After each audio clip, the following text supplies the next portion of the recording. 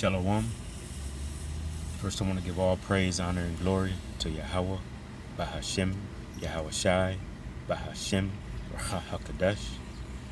Double honors to the apostles, bishops, and elders of Great Millstone, from whom I learned this truth. Shalom to the 144,000 elect. I am Mayakala. And I wanted to do this video because I was just kind of meditating, having coming back from the store, just thinking about how the prices of everything has just gotten outrageous, and sometimes it can make you think of the other things that you want to do in order to try to earn some extra money, or try to get your hands on some extra money just to be able to cover expenses, because like I said, things are just getting, price of everything is just getting outrageous. And just thinking about these things and thinking about other avenues to get money, what they could end up doing is taking away time from studying time, staying in this truth, and just maintaining what you have, rather than trying to really get ahead in this kingdom, because you're not going to get ahead in this kingdom. Alright, things are going up, prices are going up, and they are not going to come back down. It's just things are going to keep getting worse and worse, and it's going to continue to compound and go up, because with the things going on with this war, the price of oil is going to go up, and with the price of gas going up, pretty much everything's going up. Everybody's charging an extra surcharge. You're getting something delivered, there's a surcharge on it. You're using a credit card somewhere, there's a surcharge on it. It's just everybody's looking for extra ways to compensate for the prices that they have, because it's getting more expensive just to deliver goods from place to place. I'm going to go to Matthew chapter 6 and verse 20, and it says, "But lay up for yourselves treasures in heaven, whether neither moth nor rust doth corrupt, and where thieves do not break through nor steal." So it can, the way society is, it can make you think about these extra ways of earning extra income. Like I said, it ends up taking away from the things that you're doing in this truth, the things that the study time, even having different positions offered to you on a plantation could end up taking, taking that certain promotion can end up taking away time from you, that you're used to being able to sit, because our main job, our main vocation is to study the scripture, stay in this truth, bring forth these lessons, and do what's acceptable unto Yahweh Bahashem, Yahweh Shai, by making sure we're doing our lessons every week, by making sure we're readying ourselves for when we go out on the highways and the byways. Sometimes it can get so frustrating when you step into a store or something just to purchase something, and not too long ago, a certain item might have been one price, and now you go and look at it and it's been marked up, and you can just really see the difference in something as simple as your grocery bill, and that's really what this thing is about too, is to sidetrack you. The way these prices are moving, the way things are moving so fast in society, it's in an effort to sidetrack you and make you take take time away from you, make you pursue other things, and get you off focus. We'll go to Deuteronomy chapter 8.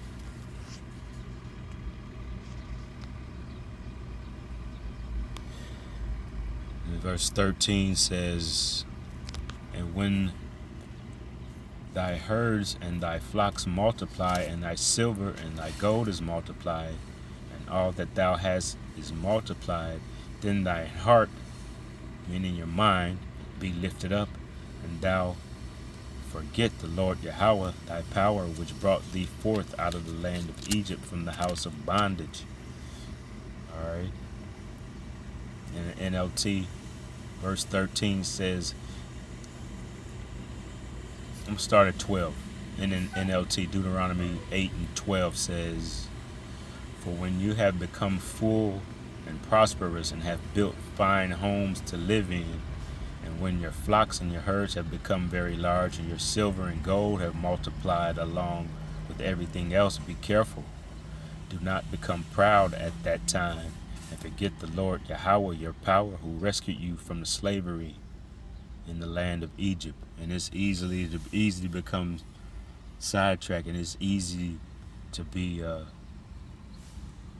concentrating on counting your money and keeping your money and making your money multiply and making investments. All those things require a lot of attention. You know, those things, especially if you're trying to make it investments into this so-called stock market, you have to be constantly monitoring those things. You have to be keeping track of those things. Now, don't get me wrong, there's nothing wrong with trying to earn yourself some extra money, but just you can't become consumed where it becomes your main thing, and you find yourself putting off this truth in order to make sure that you're pursuing these things. You know, because it can, especially when you see that you're having a little success, it can make you want to get a little bit more and a little bit more, and before you know it, your time is being slighted, and your attention is being focused in other areas. You should be focusing on this truth. Matthew chapter 13. And I'm going to jump around here, but I only have a few that I want to bring out. This won't be a very long one. Matthew chapter 13.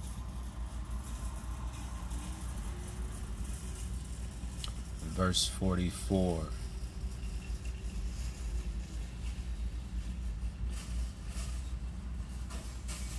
And you can see the heading there. It says hidden treasure. And this is in the red letter. So this is Yahweh Shai speaking. It says, again, the kingdom of heaven is like unto treasure hid in a field, the which when a man hath found, he hideth, and for joy thereof goeth and sell all that he hath, and buyeth that field. So the riches is really in this truth. The riches is really in maintaining your integrity in this truth, and maintaining your focus, and knowing that this is your main job, that this is your main focus on a daily basis. All right, and that's where the riches are. All right, you have to maintain your faith, and maintain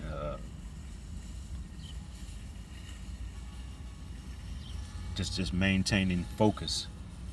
All right, because the real riches come when you're able to be in that kingdom, and you're able to see the difference that being in control and being, Lord willing, being a part of that ruling body.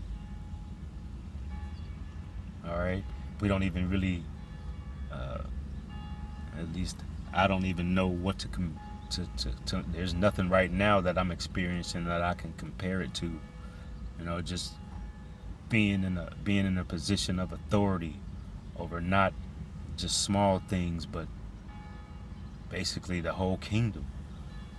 You know, or having a place in that kingdom of rulership. There's nothing more important.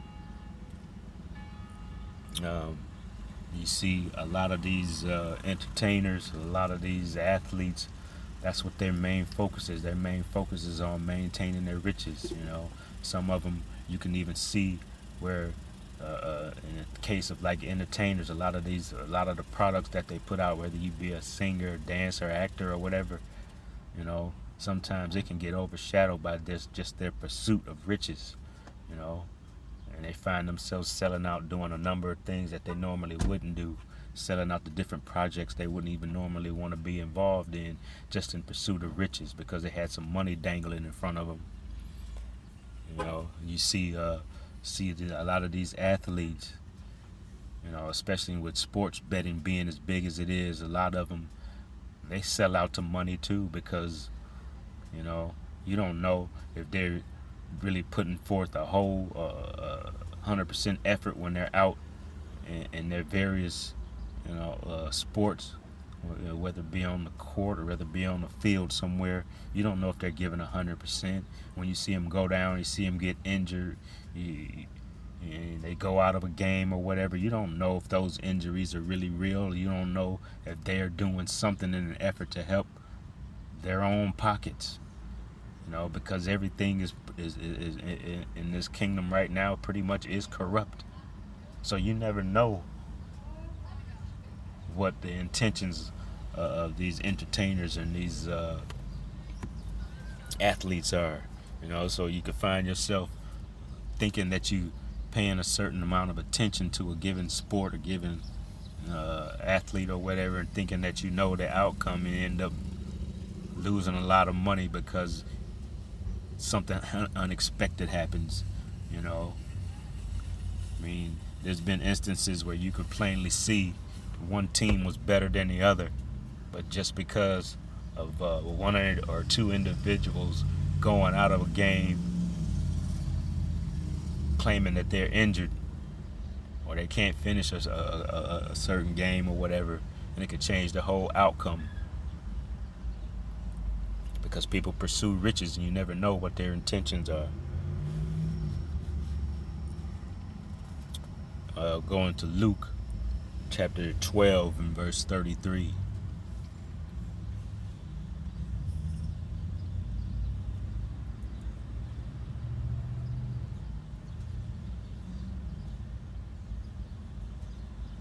And I know I've brought this out before. This is Yahushua speaking, because this is in the red letter.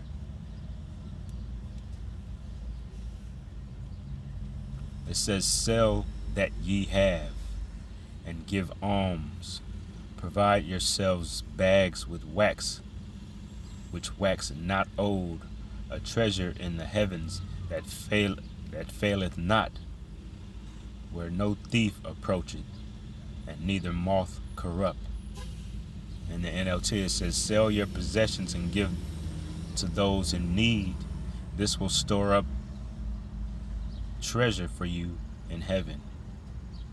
And the purses of heaven never get old or develop holes. Your treasures will be safe. No thief can steal it, and no moth can destroy it." So the things that you're doing right now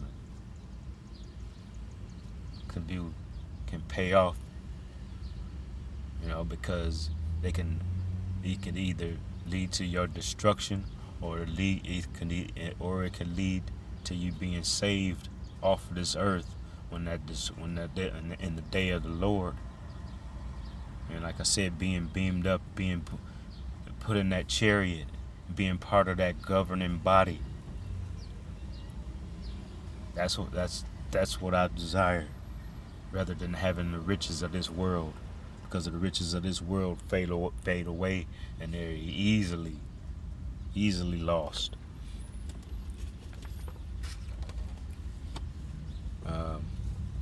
Even though you can see a lot of these camps, that's what these different Israelite camps, that's what they do. They pursue riches. They do this in an effort to pursue riches. And I mean, I'm not even going to go back into talking about that, because I literally just did a lesson about a certain camp that just went down because of their pursuance of money.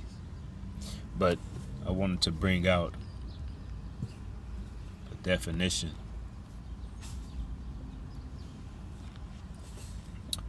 The definition of the word avarice. It says in the Bible, avarice, often translated as greed or covetousness or the love of money, is defined as an insatiable an excessive desire for earthly wealth or possessions.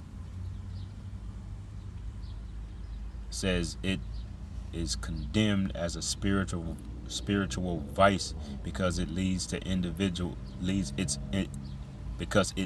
individuals to trust in riches rather than in the Most High. I'm going to go back to Proverbs,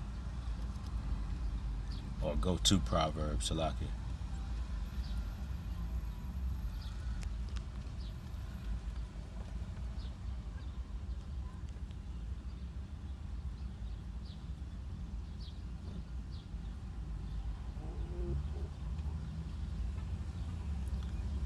I'm going to go to chapter 28, verse 20. It says, a faithful man shall abound with blessings, but he that maketh haste to be rich shall not be innocent. In the NLT it says, the trustworthy person will get a rich reward, but a person who wants quick riches will get into trouble. And that was just what I was just mentioning about trying to put money into these different betting and gambling casinos and whatnot. People trying to thinking that they have a sure thing, and then put a lot of money and in trust in these games of chances, or even in betting on sports, thinking that you've studied a certain team and you know what the outcome is. All right, when you try to pursue these things in haste, making a quick dollar, in games of chance like that, or betting, sports betting, it could end up and you paying the price by losing everything, only because instead of taking your time, saving and earning and putting a little away, you want to go ahead and just take that chance and gamble it away, and things don't turn out the way you expected them to turn out. So you can find yourself getting pulled away from this truth by spending more or taking time away from what you would normally do, the time that you would normally study and study the Word, rather than taking that time away from that you would study the Scripture. You find yourself putting just as much time or even more time in pursuing trying to earn money. It's like having, well, I'm going to go to it. I'm going to go back into Matthew, and this will be the last one I bring out.